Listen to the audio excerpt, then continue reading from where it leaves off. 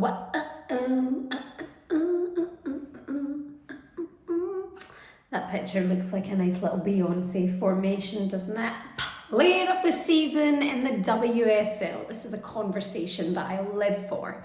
The nominees are in.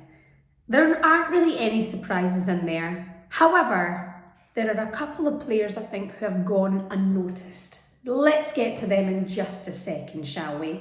I'm sure you will agree with me, and perhaps you'll be thinking, where was said player as well? It's hard though. I mean, it's been a tough season. It was mostly Arsenal all the way. And then, of course, City had this miraculous comeback, and then Chelsea go on to lift the title. So it's a really brilliant season. Manchester United so strong as well, including Spurs. Despite them finishing 5th, they were dominant in that 3rd place spot throughout the league season. There's 9 nominees for the FA Barclays WSL Player of the Season. Shall we just go through them real quick? Jess Carter from Chelsea, you got to hand it to her. What a season she's had. What a turnaround she's had as well. Why is that? Why is it some players just bounce to that form of their life at a certain stage? She's in a really good position at the moment. She is a strong arse defender, I will give her that. And making her way back into the England squad as well. She has been pivotal to Emma Hayes' Chelsea side this season and last season as well, but now really finding her rhythm. Alex Greenwood, Manchester City. Fair enough. I just feel that is a tough one to call because the Manchester City team are so strong. I even think Bunny Shaw should be nominated perhaps. Why isn't she? Why isn't she nominated? I mean, surely she has more goals than Alex Greenwood. 4 goals and 3 assists from Alex Greenwood, if we want to put it down to figures. Bunny Shaw does have more than that. Ashleigh Neville from Spurs. Well, what another fantastic season. Similar, I guess, to Jess Carter. She's been a pivotal part of that team for a few years now, but this season she really stepped up. I'm aware that Spurs have forked out some cash for their women's side and decided to build them this beautiful, dedicated training centre for the women's team. And maybe that's one of the reasons that Spurs women have been so dominant this season, that they have been given the platform and given the facilities that they need to become the best. I'm excited to see what they can do next season. Ashleigh Neville, 3 goals and 2 assists. Guro Ryson from Chelsea, no surprise that she's in there. We did see her move position quite a lot this season and adapt really well. A few belter goals as well from Guro. 7 actually and 5 assists. And Ella Toone from Manchester United, 7 goals and 7 assists. What a player she is. But somebody from Manchester United who I think has been absolutely epic is Alessia Russo. Why has she not been nominated? It all comes down to numbers at the end of the day with this award. Alessia Russo has 9 goals and 4 assists. Ella Toone has 7 goals and 7 assists. I suppose it is that close. But yeah, the ones I would really like to focus on have to be Lauren Hemp from Manchester City, 10 goals and 6 assists. That girl is unplayable in her role. She is absolutely outstanding. She's the future of England. I've no doubt at the Euros this summer, she's going to absolutely tear it up. She is, I think, a strong contender. She is a player that it seems like colleagues and other players talk about. You know, she is somebody who is in a different league of her own. You know, she's an exceptional talent. Sam Kerr, wow, you just don't get stats like this. Sam Kerr, of course, for Chelsea, 20 goals in 20 appearances and 4 assists.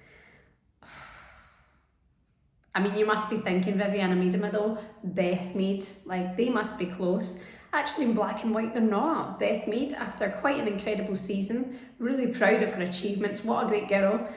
Beth Mead, 11 goals and 8 assists, which is excellent. And Vivianne Miedema, 14 goals and 8 assists. It's funny because I've had this debate with so many people in TalkSport at Sky when it comes to assessing the importance of an assist. Some people actually don't like to count them. More of an old schooler kind of footballer wouldn't like to count an assist as an achievement or adding towards a tally. But actually, when you look down this list of players, assists are so crucial to the game. It's so crucial to their standout performances as well. You know, I know Katie McCabe well as my sister-in-law, and she was, I think, highest assist in the league last year. last season, and for her it was such a big part of the play. The assist was a main drive for her in every single football game.